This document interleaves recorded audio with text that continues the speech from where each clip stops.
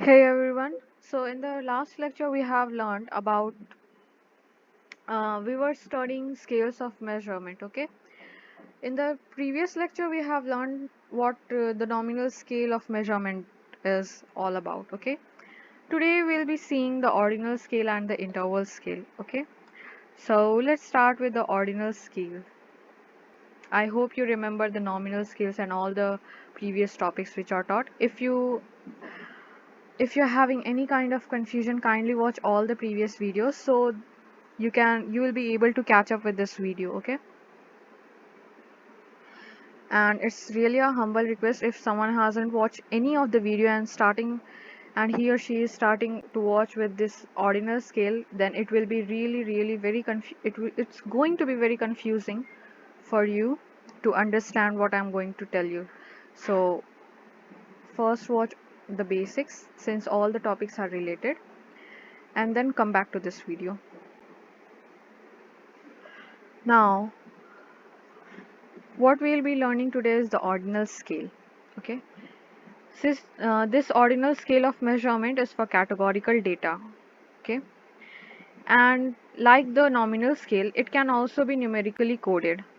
What I meant by numerically coded is that suppose you are having a grades column in your data set, and the grades are written in the form in a string form like excellent, good, worse, like this.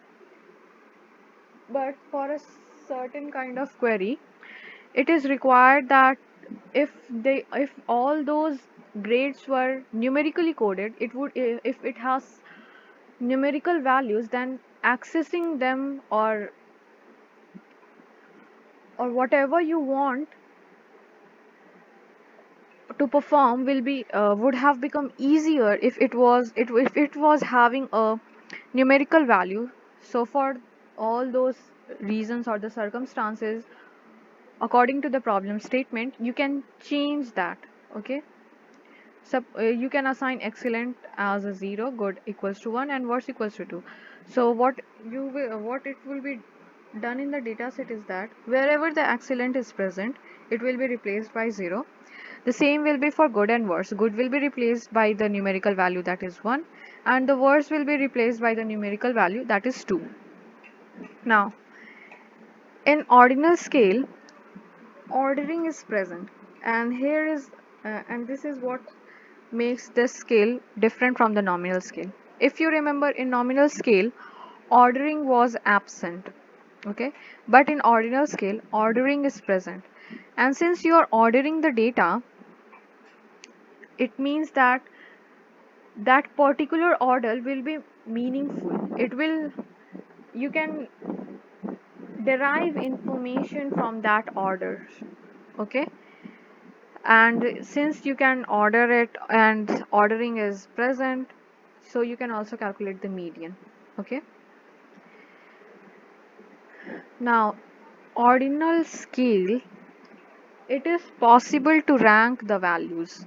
What I mean by ranking the values is that suppose your data set is having badge of honors kind of field, okay, where certain kind of badges are present, okay?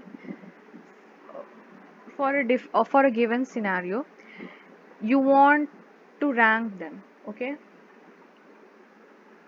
So you can do so. Since these are the badges, so, or let me make it more clear. Suppose in army, badges are given to the army men, okay? And that badges have certain values, okay? Some is of the highest qualification, then lower than that, then the lower, then the basic level. These kinds of things are present. So in your data set, suppose that there is a badge of honor kind of column, and there is different kind of badges are mentioned there, okay? So you can rank them, meaning that the highest badge you can rank it as 1, then the decreasing value, as the value of the badges decreases, you can increase the rank, okay? The highest badge will have rank 1. Then the badge of uh, then the badge whose value is lower than the highest one will have rank 2, and so on. Okay, and it's meaningful too. Okay, now numerical operations are not allowed. It's evident really. Since the ordinal scale is for this categorical data, which means that numerical operations cannot be performed. If you remember, when I have taught you about the categorical data, I have clearly said that on the categorical data you cannot perform numerical operations. So same is that since this scale is for the categorical data, you cannot perform numerical operations. That categorical data is itself a restriction that numerical operations are not allowed. Now, mode of data can be calculated.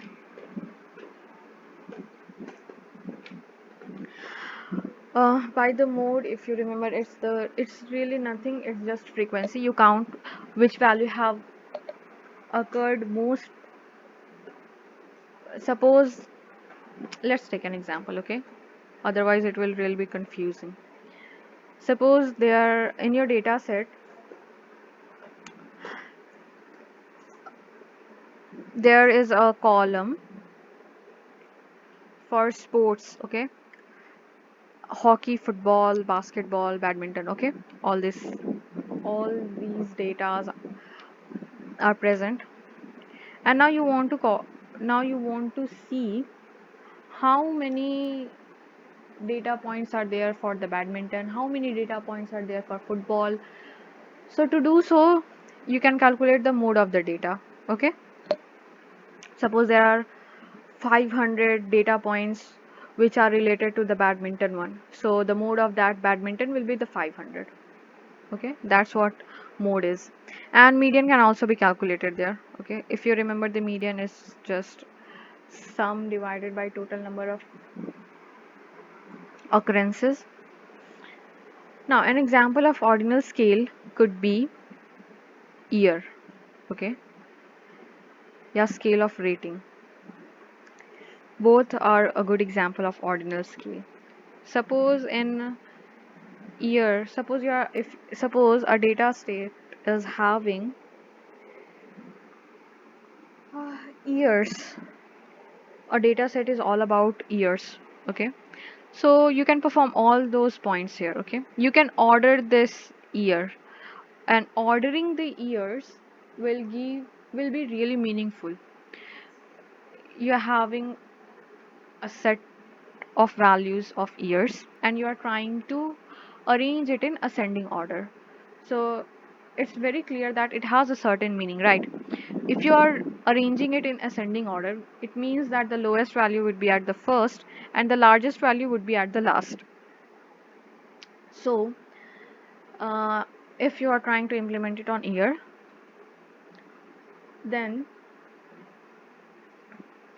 the most past values would be at the starting of this arrangement, and the most recent values would be at the last of this ascending order arrangement of years. Okay, suppose you're having year from 1900 to 2030. You're trying to predict values. Suppose you are taking future values too. So if you are arranging it in ascending order, then it will deliver a meaning that the values which are present in the starting of the data set are the most past values, and the values that are present in the at the end of the data set is the most recent values according to the year. Okay, you can calculate the median of the years too. You can calculate mode of the year, which year has occurred which year is occupying most of the data set in most of the data points in your data set. Okay, so that was all about the ordinal scale. Regarding the interval and ratio scale, we'll be seeing it in the later videos. That was all for today. Thank you.